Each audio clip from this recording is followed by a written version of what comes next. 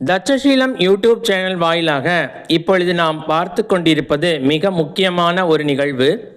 சூரியன் மகரத்திலும் குரு பகவான் மீனத்திலும் இருக்கும் பொழுது கும்பமேளா கேரள மாகாணம் திருநாவையா ஆலயத்தின் அருகே பாரதப்புழா அருகே நடைபெற வேண்டும் என்பது மரபு.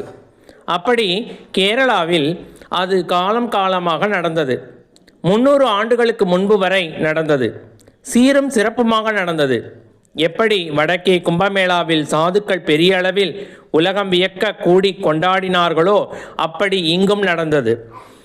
இதே காயல் தாமிரபரணியிலும் உண்டு, காவேரியிலும் உண்டு.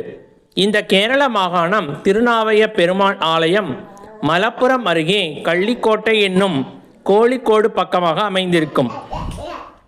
இந்த நதி இந்திய தமிழகம் திருமூர்த்தி மலையில் உற்பத்தியாகி ஆனைமலை கடந்து பாலக்காடு வழியாக செல்லும் தட்சிண கங்கை என்று போற்றப்படும் புண்ணிய நதி. மகா சிறப்பு வாய்ந்த நதி. பாரத தேசத்து முக்கியமான தீர்த்தங்களுள் ஒன்று.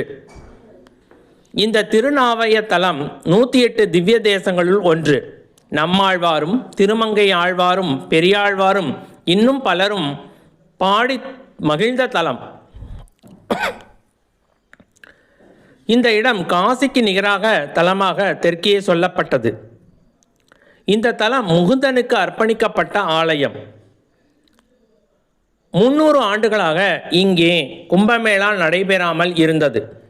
பெரும் போராட்டங்களுக்கு பிறகு இப்பொழுது கும்பமேளா நடைபெற ஆரம்பித்திருக்கிறது. ஜனவரி 18ஆம் தேதி, அதாவது ஞாயிற்றுக்கிழமை, வரும் ஞாயிற்றுக்கிழமை அன்று கும்பமேளா இனிதாக துவங்க இருக்கிறது. அருகில் இருப்பவர்கள் சென்று தரிசிக்கவும். நன்றி.